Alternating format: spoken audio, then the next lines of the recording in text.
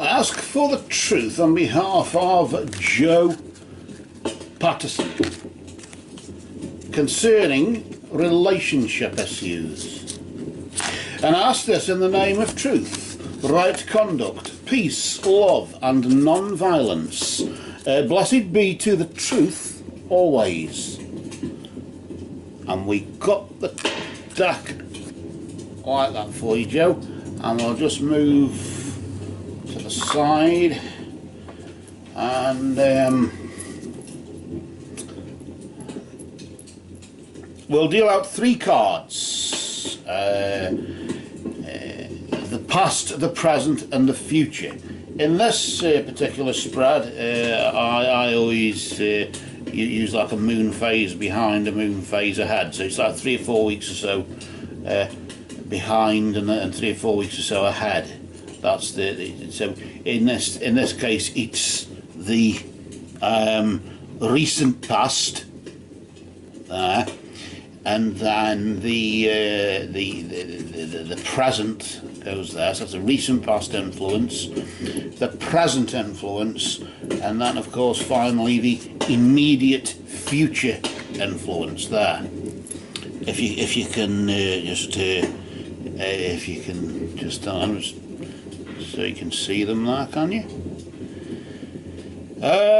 So let's pull out the first card. Let's flip the first card. As we've established, we all have a twin destiny, don't we? We have a natural destiny and a supernatural destiny, and the cards lock onto the supernatural destiny, don't they? Let's flip over the first card to see what energy, as you could say, because in a way each card is energized, isn't it? The intent and of its creator and so on. Let's see what's been going on in your recent past with regards to this relationship that you are currently in, or whatever. Why did I do that? The first card, of course, is to do with foundation and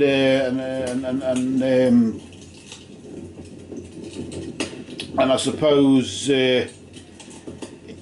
things that you've achieved, foundation and achievements, etc.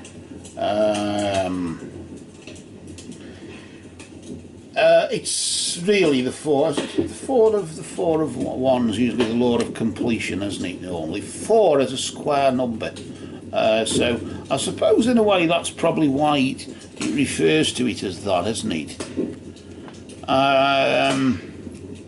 So your relationship, I suppose, has got off on a good foundation. Notice there the rainbow overhead there, or above, as you would say. I suppose that could be the chakra, couldn't it? The chakras sort of in harmony with one another, and maybe that's really what it is. The fact in spirit, as you would say, a lot of tarot cards are designed mainly with a triangle on the top and then a square underneath. The triangle is the triangle of spirit and the square is the square of matter. And this sort of does it, doesn't it, that? You can sort of see it. I suppose all houses sort of have gables and things like that, so it might be unintentional, but it's that sort of thing, isn't it? In the sense of the spirit of the card, the essence of it, and whatever, and then of course the earthly effect.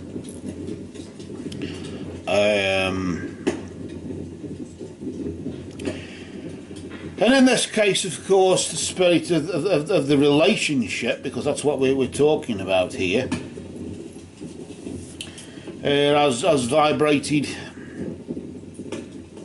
in relative harmony with all the chakras, and it's made, I suppose, really that makes you feel good, doesn't it, when your chakras are balanced and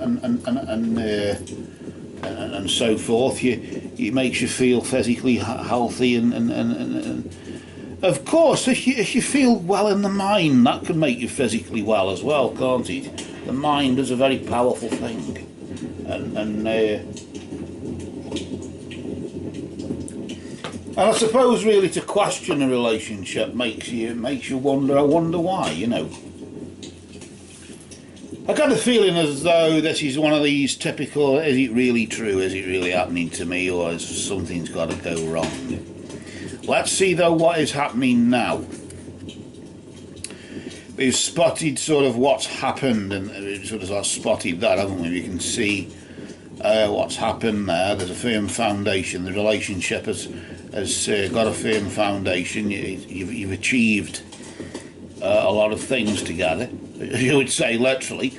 Let's just see what's going on right now. Oh dear. That looks like an oh dear. I don't know why. Let me just take a look. It's an 8. 8 is a challenge. Emotional withdrawal. The 8 of Cups is, of course, the Crowley Tarot. The 8 of Cups is to do with the challenge of emotions. Isn't it? That's emotional withdrawal. Maybe, of course,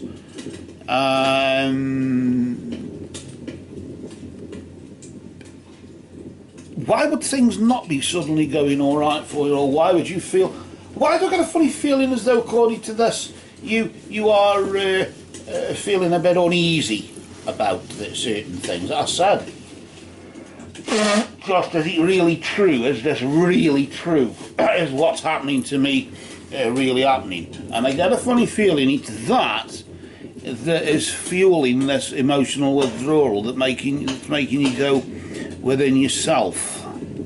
I'm not depressed or anything like that, but certainly it's challenging your emotions. It's certainly making you feel timid, making you feel vulnerable. That's really what it is. Why am I sort of getting this as though the firm foundation, he is richer than you in some way, or whatever, your partner is richer than you, and or something of that nature, and you feel threatened by that. You feel vulnerable. I don't know, and yet you've been happy, and yet it's you've got no reason really, or you've had no reason over just the past 3 or 4 weeks or so, at least over the past 3 or 4 weeks or so. What happened beyond that, I don't know. But according to this, you've had no sort of reason not to feel happy on the physical plane. If you get what I mean. But there's this, of course, just looking at that card there, I just see something, I don't know what that's about. There's a stone, isn't there? There's a few stones, like a desert, isn't it? And you see the rear of the person, you don't see the face. But then the soul has no face, does it? The soul has no face, so I suppose to some degree it's unimportant, really, to some degree. But nevertheless, it's very interesting, isn't it, this, because what is actually going on? A stone out on its own there, although insignificant, it's something to trip over. It is still there, although you don't acknowledge it. What does that stone represent? Why am I looking onto that? Why am I looking to the green of the sky, as if the spirit of the card, remember the triangle spirit and the matter, the earthly effect of the square of matter. Well, I'm sort of thinking in spirit is where your heart is, but the earthly effect is like a dry stone. It's like dead. It's having no effect. You're putting your heart into it and it's having no effect, and this is what's making you feel timid, vulnerable, emotionally withdrawn. In this case, he refers to it as emotional withdrawal. But of course, the eight of cups is maybe you've been shy. Maybe you're being shy right now.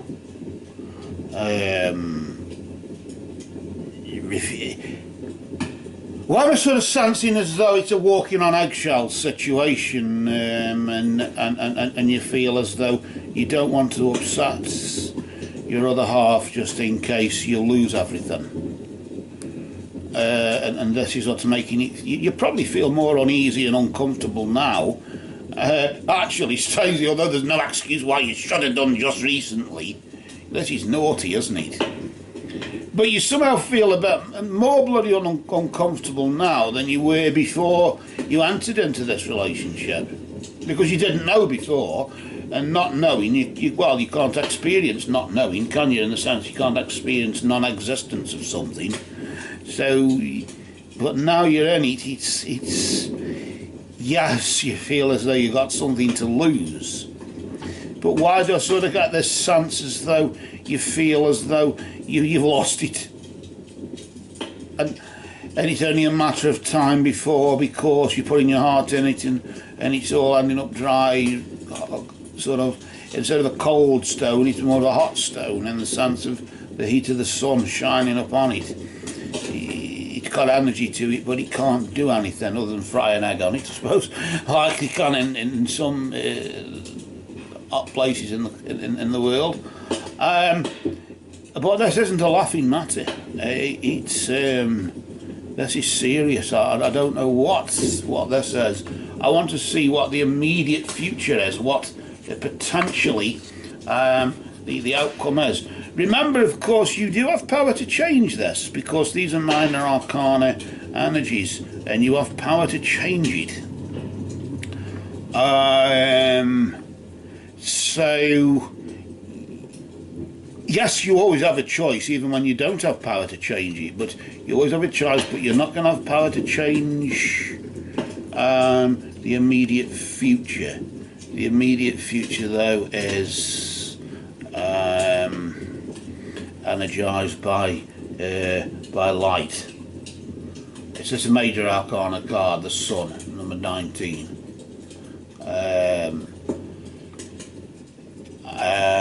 If you can just see that there, I'll just place it there so you can just see it in front of you there, and have a look at that.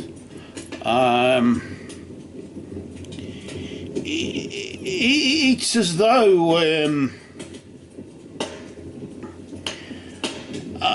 the sun is often in the sky, and of course in spirit, and then there's a couple on the earth. The effect is a couple reading from a book, and there's like a cloud, and there's a number of 8 on each side, depicted in clouds. The clouds sort of formed in that symbol, the symbol of infinity.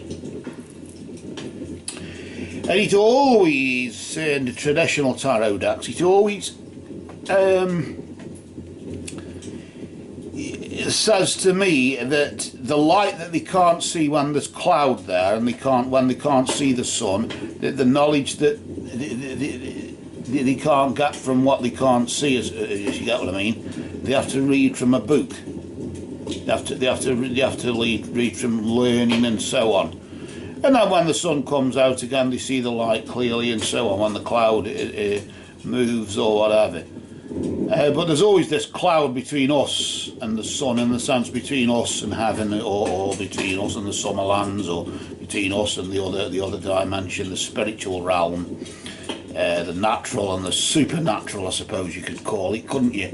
If in spirit is the supernatural and we're the natural.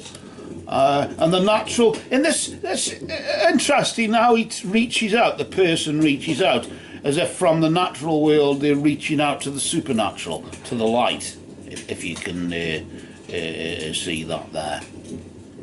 I've never really noticed that before. It's never really done anything that I've bothered, but just looking at it there, it's interesting, isn't it? As if between now and this time next month, you will be reaching out to the spiritual realm because of this vulnerability that you feel, and you'll be reaching out to the supernatural realm instead of the natural, the physical realm, and maybe that's where you will get your answers. The sun in general, from a traditional point of view, usually means friendship, companionship, either new friendship or old friends, sort of, like a reunion of old friends meeting again or something like that. New companionship, new friends, new friendships. What that means when you're in a relationship, I don't know. Is that why you're so withdrawn? Because you feel as though... Why do I get the sense as though you're feeling your heart chakra there, the energy, the green, and the spirit there, just for this particular reading, of course. Why do I sort of get this feeling as though you feel a prisoner? Although you should be happy, there's a firm foundation, you've had, relative achievements in the relationship, and from a physical, from a natural as well as a supernatural one, yet there's something missing. I suppose the religious community would say, for example, well, you can have everything you want, but if you haven't got God in your life, once you discover God, then you're complete. And I suppose this is, your way of finding God, in the sense of your path, your spiritual path. There's connections to the natural path, of course. We know what that can result in, hugs, kisses and all that sort of caper. But when it comes down to the supernatural, yes, it helps to have a decent friend to talk to. That does help, doesn't it? But I sort of get that really is as if you will be reaching out between now and the 11th, 12th of May, and over the next phase or so, as you would say. And I could, if I wanted to, use the moon phases as if I would, as if I would.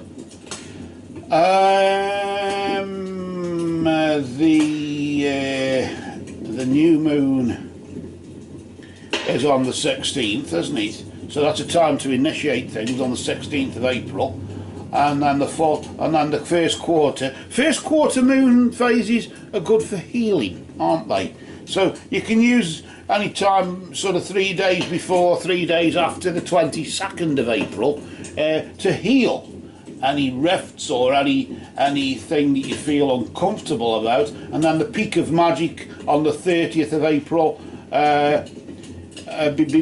before the banishing of the 8th of May. But of course, up to the next new moon on the 15th of May, you've got that sort of option to do that in. But if you want to seek healing of this relationship, it's best to do it around about the 22nd. So sort of like the 19th, 20th, 25th, yeah, about the 20th, 21st, 22nd, 23rd, 24th and 25th. Between like the 20th and 25th, then you could say, any time between then, the first quarter, when the moon is waxing, that's when psychic energies are strongest, and when healing, when physical wounds heal quicker as well, and maybe spiritual ones do as well, no doubt, don't they? And this is when you'll be reaching out, isn't it? When you'll be reaching out to either heal this relationship or even find new companionship, new new friends, maybe for support, moral support. Maybe somebody isn't talking to you, but then they won't be if you're emotionally withdrawn, if you're timid, feeling vulnerable, feel threatened by the partner that you're with. Then maybe just out of default you end up being the one not talking, although really it should be them. But in the sense you end up being to blame for something that is your fault but not your fault, if you get what I mean. What a strange way of viewing that, isn't it? That's a strange way of looking at something, that, isn't it? It's your fault but it isn't. So with that bit of a nonsense poetic licence, I suppose, breached, it's usually Spike Milligan who used to come out with things like that, isn't it? So we'll leave that for Spike Milligan, I think, and I'll try and keep my trap shut for now. Wish you all the best with this, and I hope that when you do reach out to the spiritual realm, you find those friends and that moral support that you feel you need, because you don't feel somebody is able to listen to you with maybe a problem that you've got, a personal problem that you don't want to share with the person, which is a shame. But it happens sometimes. A third party who is non-judgmental, or if you're in fear of judgment in some way, it's nice to have a third party like is it the Samaritans, you can call them, and chat with them. They'll just sit and take it, That's what it's about. So this is what it's about, isn't it? So with that, what we're going to do now is, for now, as we've said, all the best, and go well, stay well. For you, for now, these cards have spoken.